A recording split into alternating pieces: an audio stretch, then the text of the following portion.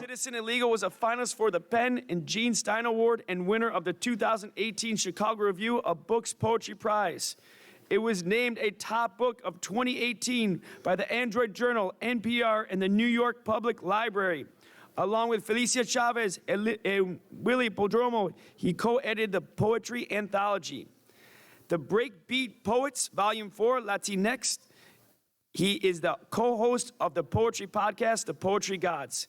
In 2018, he was awarded the first annual Author and Artist in Justice Award from the Phillips Brookhouse Association and named a debut poet of 2018 by Poets and Writers. In 2019, he was awarded a Ruth Lilly and Dorothy Sargent Rosenberg Poetry Fellowship from the Poetry Foundation. His work has been featured in the New York Times, the Paris Review, and everywhere.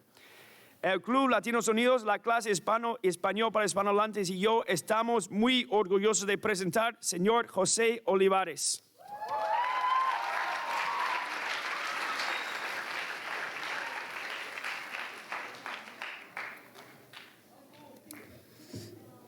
Okay. ¿Qué huele?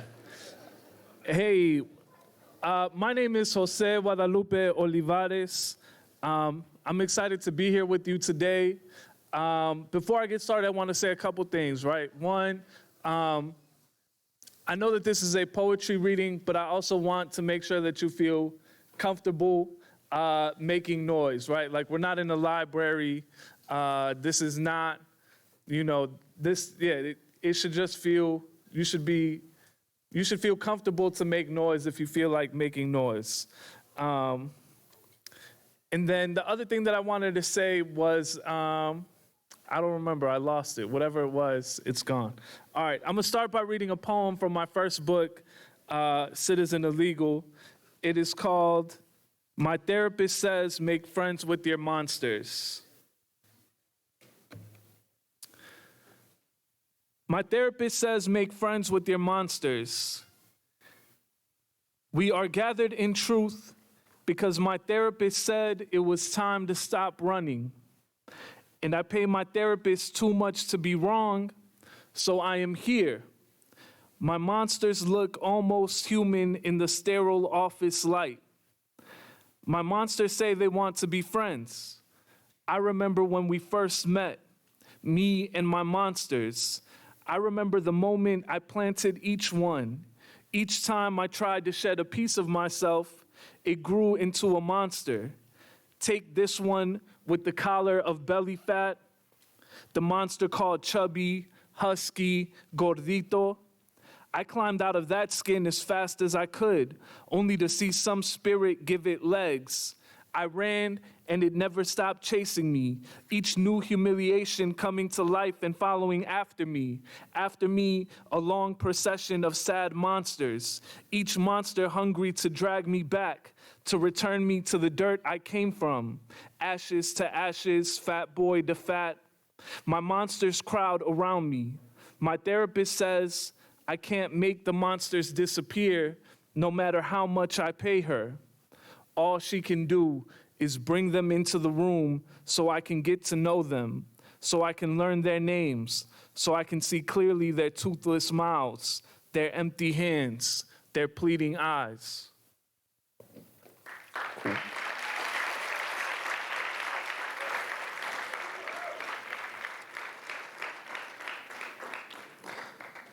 All right, I remembered what I was going to say. So my plan is to read a few poems for you, and then afterwards we can have a Q&A, and I'll be happy to answer whatever questions you have. All right, this next poem is called Ode to Tortillas. There's two ways to be a Mexican writer that we've discovered so far. You can be the Mexican writer who writes about tortillas, or you can be the Mexican writer who writes about croissants instead of the tortillas on their plate. Can you be a Mexican writer if you're allergic to corn? There's two ways to be a Mexican writer that are true and tested. You can write about migration, or you can write about migration. Can you be a Mexican writer if you never migrated, if your family never migrated? There's two ways to be a Mexican writer. You can translate from Spanish, or you can translate to Spanish, or you can refuse to translate altogether.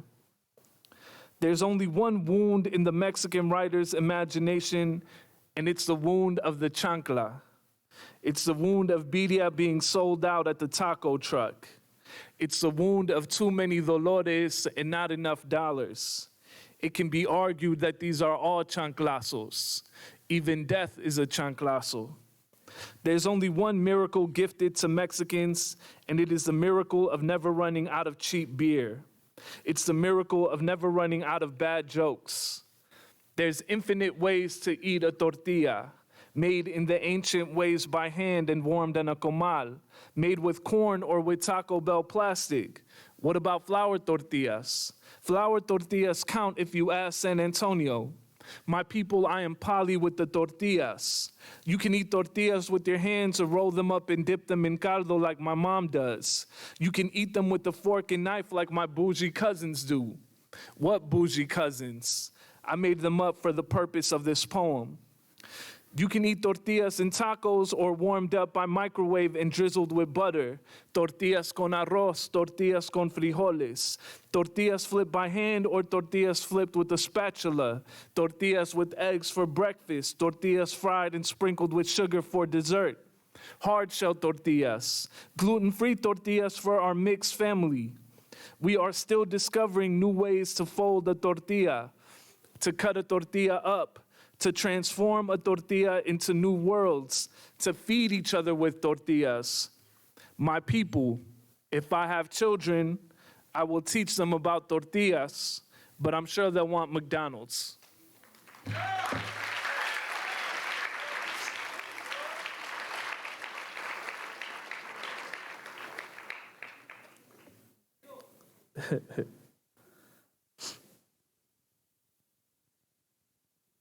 Okay, this is a poem that I wrote for my mom, and I was trying to imagine what my mom's life would be like if she didn't have children, right?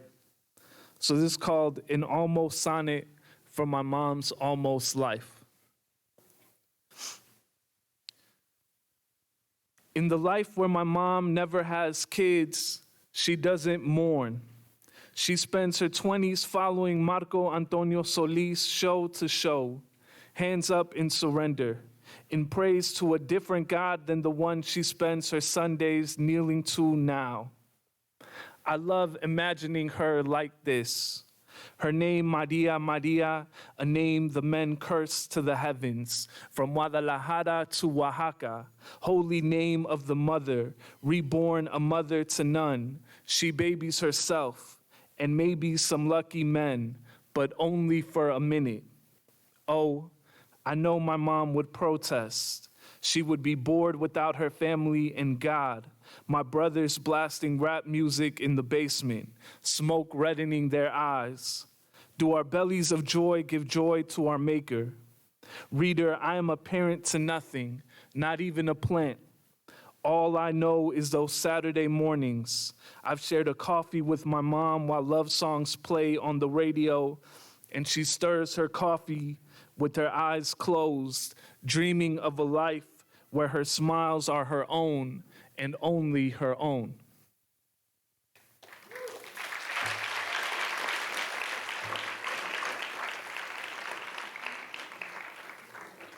Okay. This next poem is called Bulls versus Suns, 1993. I wanted to read this poem because today's the NBA trade deadline. And so whenever I've had like a moment to chill, I've been looking at my phone to see if anything has happened. And so much has happened. So I wrote this poem for my dad. This is how it goes. Bulls versus Suns, 1993. Sitting on your lap, watching your eyes follow the bouncing basketball. And my heart is 100 basketballs dribbling mad love for your arms, hugging me, throwing me into the air and catching me again. After Marv Albert exclaims, here's Paxson for 3. Yes. And love is your fist closed and not fighting for once. Your fists fireworks above your head, fists far from the leather belt you use to discipline us. The way you say Paxson with the mouth full of joy. In my heart, shooting 1,000 jump shots, heart-running layup drills, looking for you in the bleachers, heart loving what you love. Damn, my heart running suicides to be in your heart's Hall of Fame.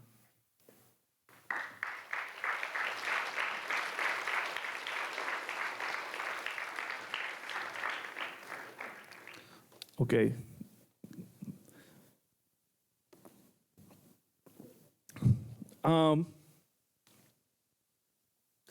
This next poem is called Eating Taco Bell with Mexicans. And it's about the day that my wife, Erica, met my brothers. What else do you need to know? I think that's it. Eating Taco Bell with Mexicans. The day I introduced Erica to my brothers, I warned her. My brothers are extra Mexican. What does that mean, she asks. I repeat, extra Mexican. When we hang out, they talk to her in English and ask her how she can love someone as ugly as me. Do you have bad breath? Are your teeth fake? What's wrong with you? Why do you love our brother? They laugh in Spanish at their own jokes. They play Mario Kart and sing along to Bad Bunny. They say they're broke and blame capitalism. They say they're single and blame capitalism. They say they're in love and blame capitalism. They ask Erica if she's hungry and tell her she's in luck. Erica nods. She kisses me on the cheek in a language that needs no translation. She points at me and says, he's the lucky one. My brothers laugh because she speaks their language of dumb jokes. They promise to take her to the bomb Mexican spot, the Mexican spot that Mexicans try to keep a community secret. Then they take her to Taco Bell.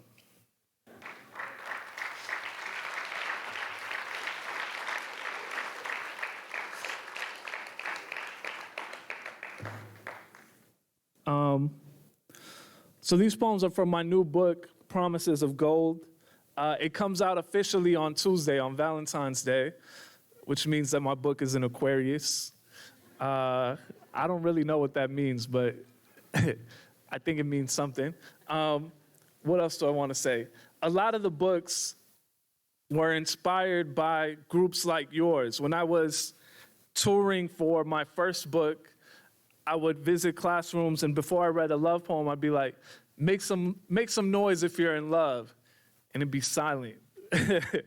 And so it got me thinking that maybe there needs to be more love poems. So I went out to try and write more love poems, and to think about the way that love manifests itself in all types of ways, right? Not just romantic love, but like love for your friends, for your people, for your family. And then as I was writing my book of love poems, the pandemic started. And so some of the poems also got textures of like grief and fear and loneliness. This is one of those poems, and then I'll read you some of the love poems. This poem is called Poetry is Not Therapy. Poetry is not therapy, but that doesn't mean I didn't try it. God knows in those moments when it felt like my gut was being wrung like a wet rag, I wrote bad poem after bad poem. Who cares? Healing wasn't the point. Healing is a capitalist pursuit. After my grandma died, I measured everything in distance. 800 miles from my parents, 2,500 miles from where she was buried. Do you understand what I'm saying? I'll never close the distance. I wanted the hurting to stop, to write a poem I could hand to all my friends asking me how I was doing. How am I doing? The distance between me and everyone I've lost grows by miles and by years.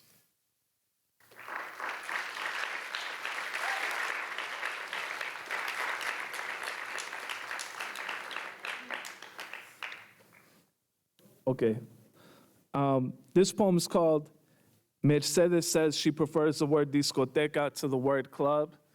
I don't know if you have friends like this, but some of my friends just text me random things. It's almost like I'm like their Twitter or something. Like when they don't know who to talk to, they'll just send me random messages.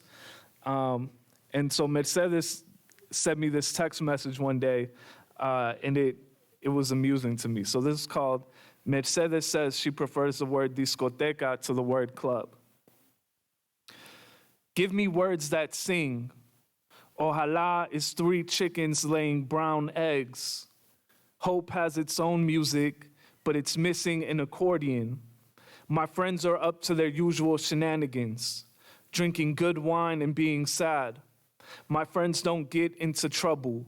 Trouble wears sombreros and calls it a costume. My friends are traviesos y malcriados y sinvergüenzas. Let me translate. DJ Cash era is making the walls sweat.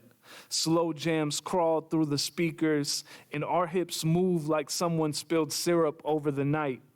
Mercedes is right.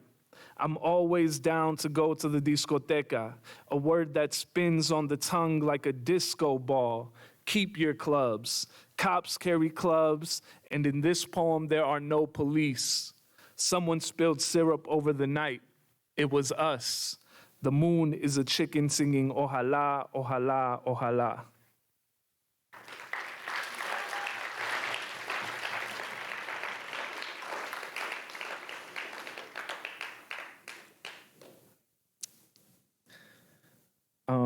Thank you so much for being such good listeners. Thank you for those additional claps, you know what I mean?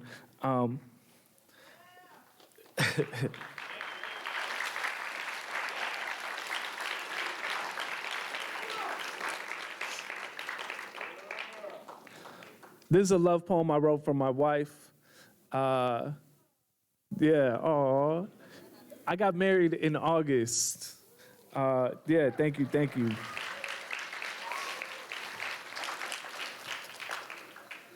This is called Love Poem Beginning with the Yellow Cab, and it's for Erica. I ask you, what's the first thing you think about when you see the color yellow?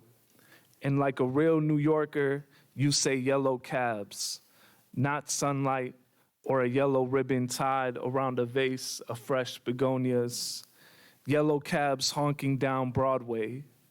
I still remember the night we first shared a cab. You whispered honey, whispered lace, whispered chrysanthemum. All that practice, and it turns out I had never ridden in a cab the right way.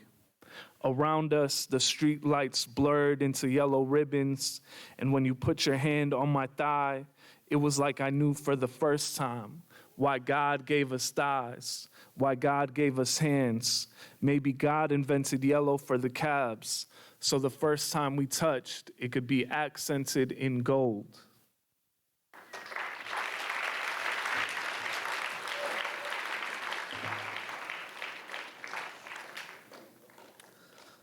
I'll read you a couple more poems. This one is called Nate Calls Me Soft. It was inspired by my friend Nate calling me soft. So I like to get creative with my titles. Nate calls me soft. If we were better at being honest, maybe it wouldn't take a bottle of something strong to make us talk straight. Straight edge as we used to be, driving around in that old Toyota Tercel from open mic to open mic. If I confess that the memory alone makes the corner of my eye itch, would you call me soft? Nate says yes. B says duh. Adam says you were the softest. My therapist says, let's talk about your parents. My brothers say, if all you're gonna do is talk, then pass the blunt. Mexican Jesus says nothing. Mercury is in reggaeton. Do the stars only talk to women? Tonight, the stars are hidden by the brash lights of the city, and I want to say my friends can see my softness through all the jokes I crack. But maybe I don't need the stars to be tender. Maybe the next time I see you, I'll slap away the dap, pull you in close, and tell you under the ordinary streetlights how much I love you and that you still ain't shit.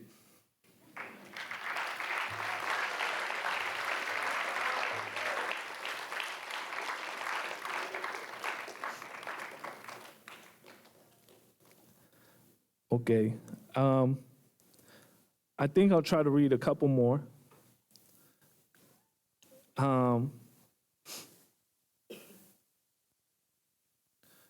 This poem is called Wealth. I went to college at Harvard University, and so this poem is about that experience. This is called Wealth. It's after Lucille Clifton. Wealth, don't talk to me about wealth. When I got into Harvard, my guys joked it was to mow the lawns. I laughed until I met my roommates, and they offered me a broom. If I accepted the broom and beat the cobwebs out of their heads, do you think I'd forget? Now I make poems in languages they can't register. You feel me? In every poem I hide garden shears, invitations to banquets, and they still don't spell my name right. Apologies. When they say Jose, the only people to turn their heads are me and the janitors, line cooks, waitstaff, yes, landscapers, Jose el poeta y Jose the gardener, each of us biting our tongues, trying to make beauty grow from soil covering bones barely under the surface.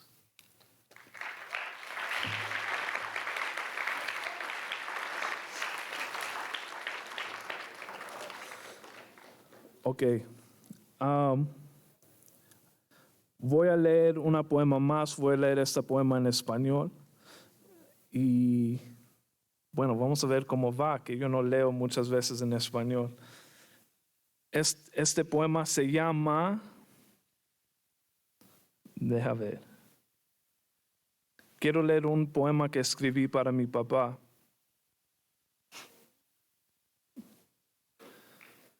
Deja ver si la puedo encontrar. Ok. Este poema se llama Arrepentimiento, o mi papá menciona el amor. Mi papá nunca dijo la palabra arrepentimiento, pero colgaba de su labio como un cigarrillo. Me acuerdo de esa noche en México. Mi papá en casa con un poco de dinero, el barco de los sueños de la diáspora. En otra vida, él pudo haber coqueteado con todo el bar. En esta vida, él estaba en casa antes de la medianoche. Mi hermanito enfermo durante las vacaciones. Ser padre significa que te manden en el trabajo y te manden en la casa. Es muy fácil fantasear con el amor cuando es un coro de besos. ¿Qué pasa cuando el amor es un pañal sucio y una nariz con mocos? Mi papá rara vez decía la palabra amor, pero siempre regresaba del bar.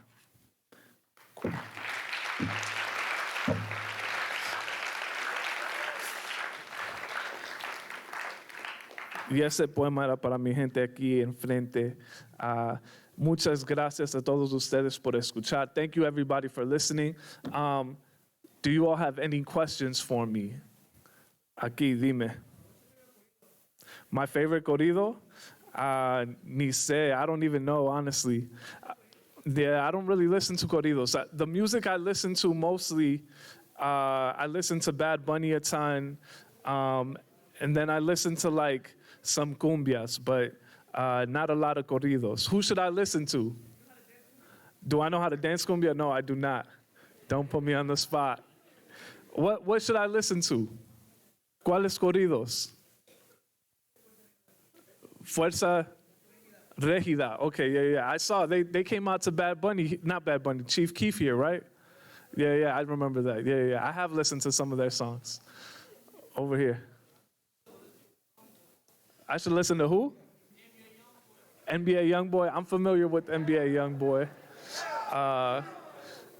In terms of like rap music, the rap music I listen to the most is probably like there's a Chicago artist named Toby Lou. I like a little more groovier hip hop music. You know what I mean? Like I don't listen to a ton of drill or anything like that. But yeah, NBA Youngboy is cool. I've listened to some of his music. Right here.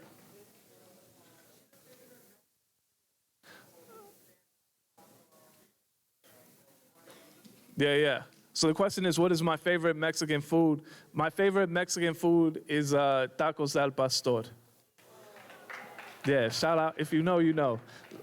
Let's go to this side. Do you all have any questions? Over here. My zodiac sign. So the question is, what's my zodiac sign? I'm in Aquarius. Yeah. I see a question right in front of you, right here. Hold on, I can't hear you. So the question is, why did I become a poet? The question is, why did I become a poet? I became a poet because my high school had a poetry program.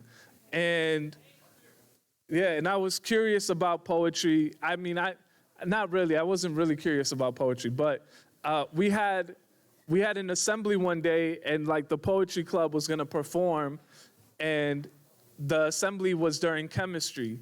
So I was like, no disrespect to any chemistry teachers here. But I was like, I get to get out of chemistry, that sounds good to me. I don't really know what poetry is, but it can't be worse than chemistry, right? So I went and I really enjoyed it and I decided to try it. I had already, like secretly, I had tried to write raps. I was like, maybe I can become a rapper. I thought that'd be cool. And I was very bad at it. So I was like, all right, well, maybe I can't become a rapper, but maybe I could become a poet. And so I started writing poetry. Your question right here. Yeah. The question is, what did I go to Harvard for? I studied literature at Harvard. Maybe this side. Do y'all have any questions? Yes.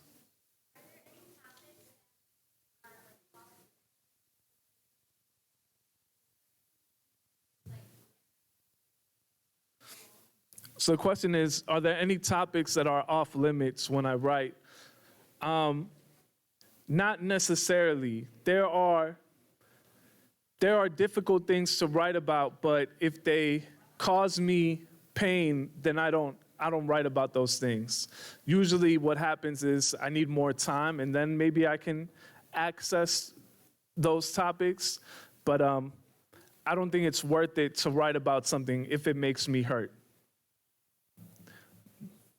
How did studying literature at Harvard translate over into the poetry that you did? Yeah, so the question is, how did studying literature at Harvard translate into the type of writing that I do now?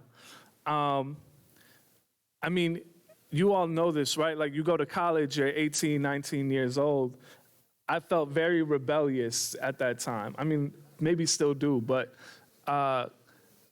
if my teachers were like recommending that I read anything super canonical, I was like, well, I'm gonna go to the library and find like an author of color that is, I'm gonna try and find my own curriculum, basically.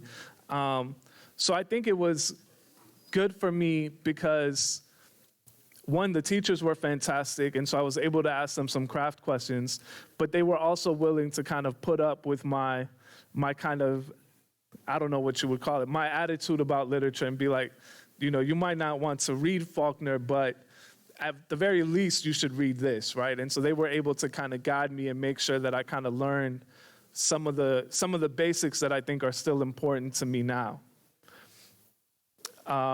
In the back, the blue. Say that again? What is my favorite food? My favorite food, like ever, anytime? I mean, it's probably still tacos al pastor. Hilarious. Back to the middle. Do y'all have any questions? Dígame. Dime otra vez. La pregunta es, ¿cuáles fueron mi inspiración para crear el libro?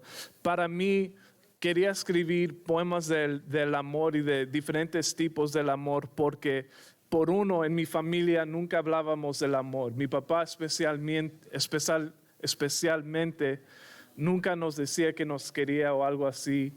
Y para mí, mis hermanos, yo crecí con 3 hermanos menores, siempre era algo que queríamos y bueno, quería escribir un libro que podía hacer eso posible, ¿no? Entonces, para mí, el amor yo creo que es muy importante y yo creo que especialmente para los hombres es importante saber cómo hablar de nuestras emociones y de las cosas que queremos. Aquí. Dime otra vez. Oh, so the question is, where did I buy my hat? My wife got me this as a gift, so I don't even know. Right here. Yeah. A hair reveal? I don't have any hair, bro.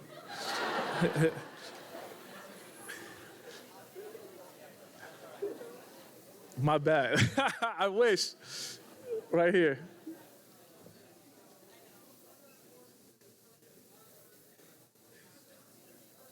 Hold on one second. I can't hear you. Chill. All right, go ahead.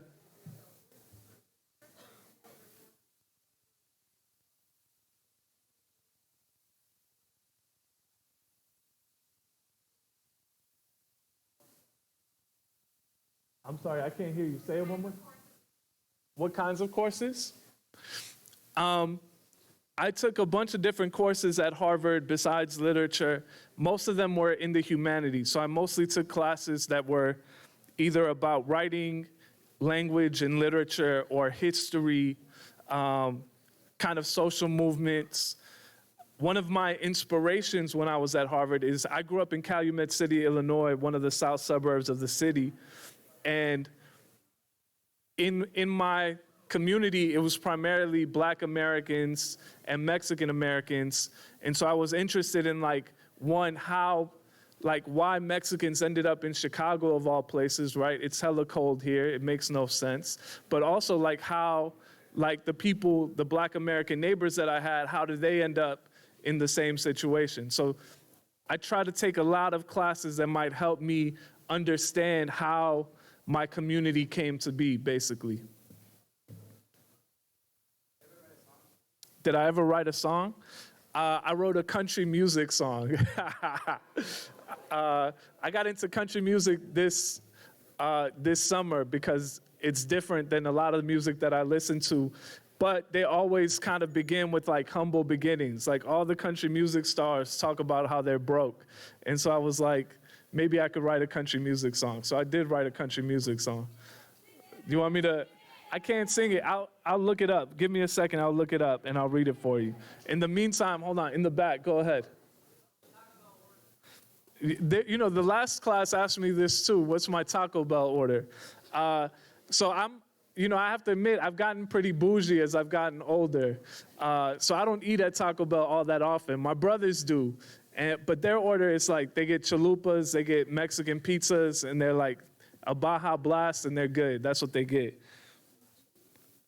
Give me 1 second to look up this poem. Anybody have a question in the meantime? Go ahead over here. Say that one more time. What is my what? My hat? My hat says NBA Finals 1998. All right, right here, yes.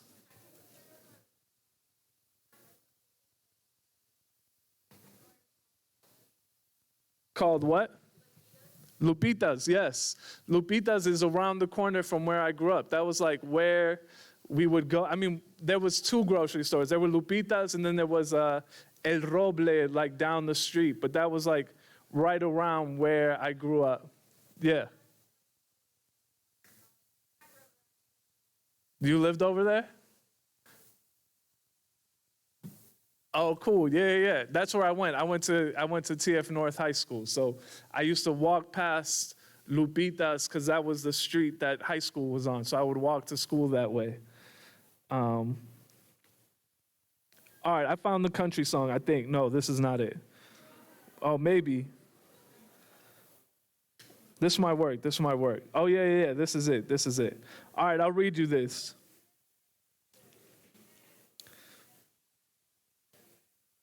You said I gotta sing. You don't want me to sing. Look, don't. This is called River Oaks Mall. River Oaks Mall is in Calumet City. All right, this is the country song that I wrote.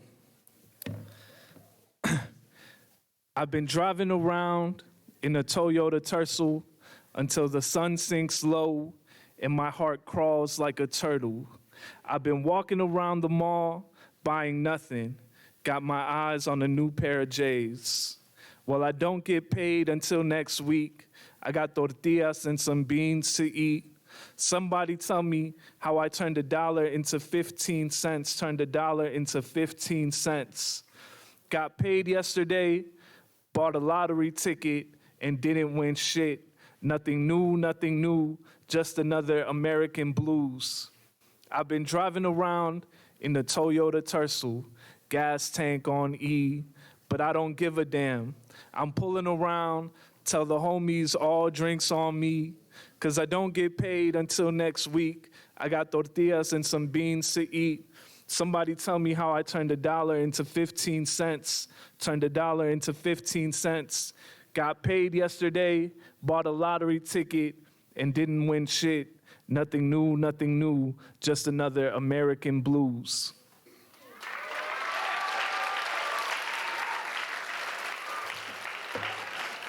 Cool.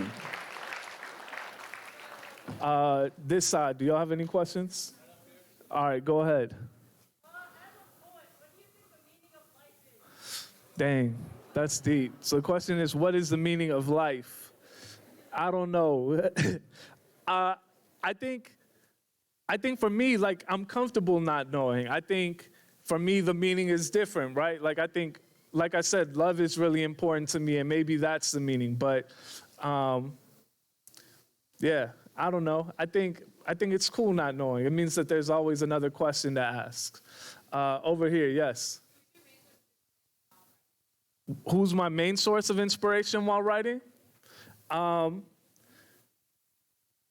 would say that I have a lot of sources of inspiration. Like, one is my brothers. My brothers are always cracking jokes. And so they inspire me because they say a lot of really dumb things, but they also say some things that are like, wow, how are you both so stupid and so smart at the same time? So they inspire me. My friends inspire me. I'm friends with a lot of writers, so their writing inspires me a lot. And then I get inspired, like, being in rooms like this, talking to all of you. Like, I think what I've learned is that listening is as important as writing and talking. So, you know, if you show up in a poem later, like, you know, don't be mad. Over here. My birthday is February 14th.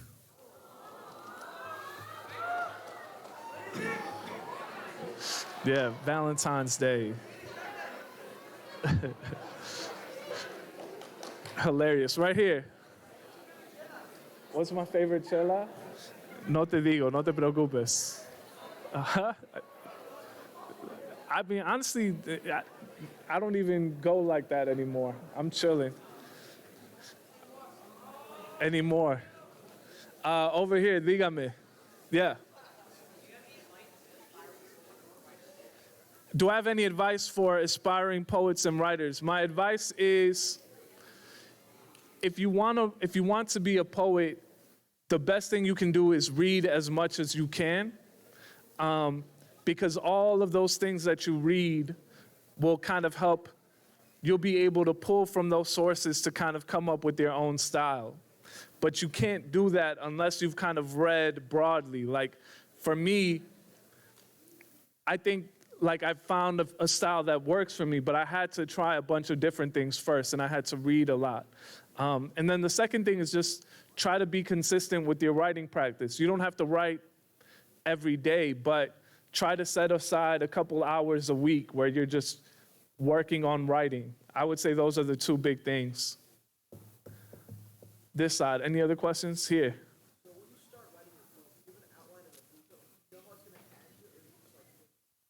So the question is, when I start writing my poems, do I have an outline and a blueprint, or do I kind of just wing it? Usually I start with an image. There's like a piece of language or something that gets stuck in my head.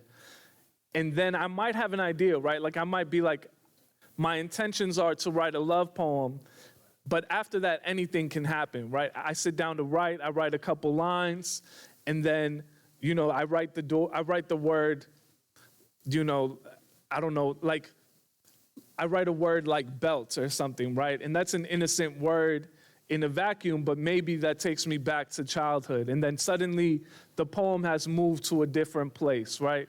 And so sometimes you can be writing and then the poem will open up different pathways that you couldn't predict before.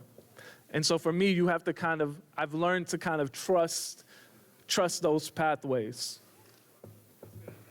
It's good on time. All right, thank you all so much for listening. Thank you for having me. I appreciate you and your questions. Nos vemos.